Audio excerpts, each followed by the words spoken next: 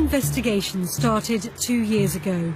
Darul Uloom Islamic High School in Birmingham is a full-time independent secondary school, inspected by government-approved teams. It's required to teach tolerance and respect for other religions.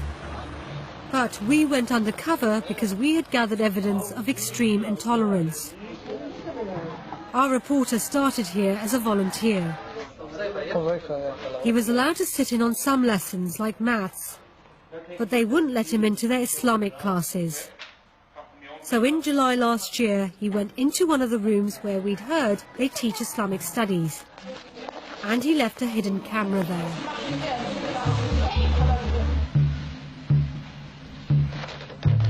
At first, our camera records exams and prayers.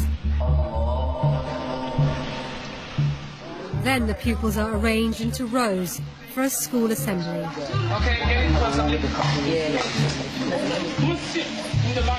The speaker addresses all the pupils aged 11 and upwards.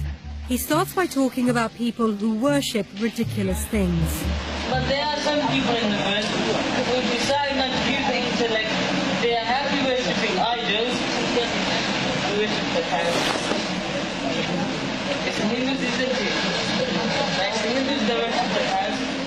This is how he describes Hindu religious practices. If we choose to worship such ridiculous things, a cow. Now, how can anyone worship a cow? First thing he does is he rides that cow, he sits on the cow, his God, he sits on his God, and at times he needs to clean for his God. At times God steps over him. At times God goes to sleep. At times he eats God when he's hungry. Yeah, cows. And funny enough, they drink the piece of a cow. He says it's not the first time he's given this speech.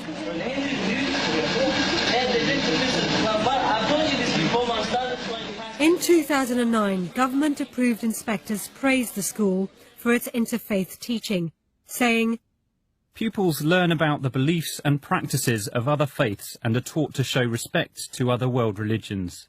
It seems the inspectors weren't aware of teaching like this. This is how British children are being taught to read the Quran. In a Muslim faith school in the north of England. Here's what 11-year-old Muslim children are being taught about non-Muslims in a full-time secondary school.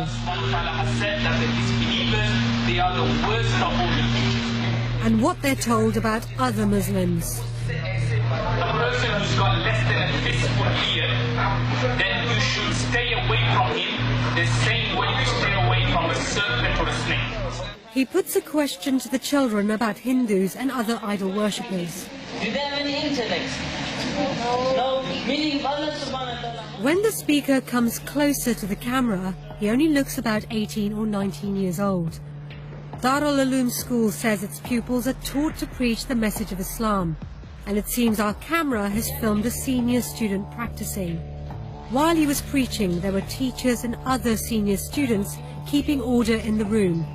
But they did nothing to contradict his teachings. They told the children to be quiet and pay attention to the speaker. This is one of 38 secondary schools set up by different Islamic organizations to train the next generation of imams and community leaders. There are at least 2,000 madrasas in the UK, teaching more than 100,000 children how to recite the Quran. The children here are as young as 5. On the first day of filming, our camera records a brief moment, which suggests that the reports we've heard of regular violence might be true. A teacher patrols the room, and then he kicks a boy. Then he walks down the line.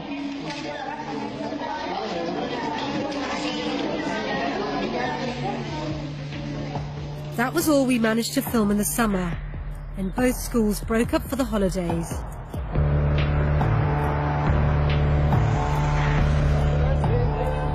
On the first day of the new term in September, we went back to Darul Uloom Birmingham. The very first assembly back is taken by a senior teacher. The boys have been away for a month, and all of them have their haircuts checked by the teachers. Children with non-Muslim haircuts are sent to stand against the wall. The senior teacher says looking like non-Muslims is forbidden. He uses the word kafar, an often derogatory term meaning disbeliever or infidel. There'll be regular haircut checks. Okay, you must make sure you don't get these what's fashionable now amongst in society. Okay, the kafar introduced something and we Muslims taking on board. He says teachers will take drastic action. For those parents that give us permission, yeah, we've got trimmers and everything, yeah, so don't expect professional haircuts from us. He tells them that looking like non-Muslims is a way of enslaving them. He associates British society with shaitan, the Islamic version of Satan. You need to free yourself from the influence of the shaitan and the society. Yeah? The kuffar have brought so many new things out, and you need to free yourself from slavery. What kind of slavery am I talking about? Yes. Mind control. Yeah, mind control, mashallah. They're controlling your minds. You're doing what they want. And ask yourself, are you part of that slavery as well? It's mind control.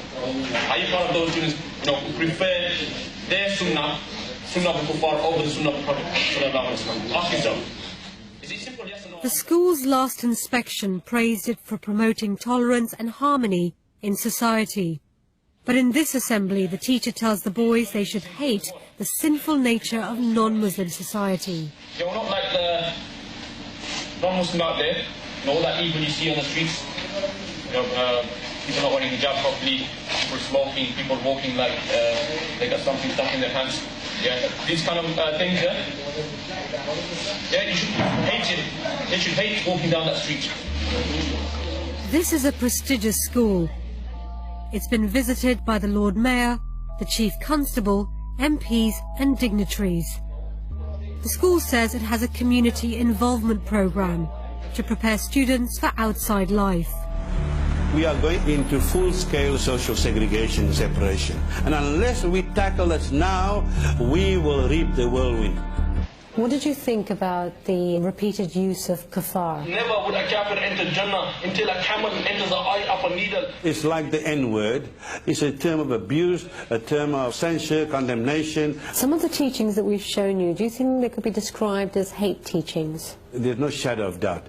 When you teach children that they should be intolerant of other faiths, have no respect for them, you are breeding hostility, antipathy and animosity to others. If that's not hate,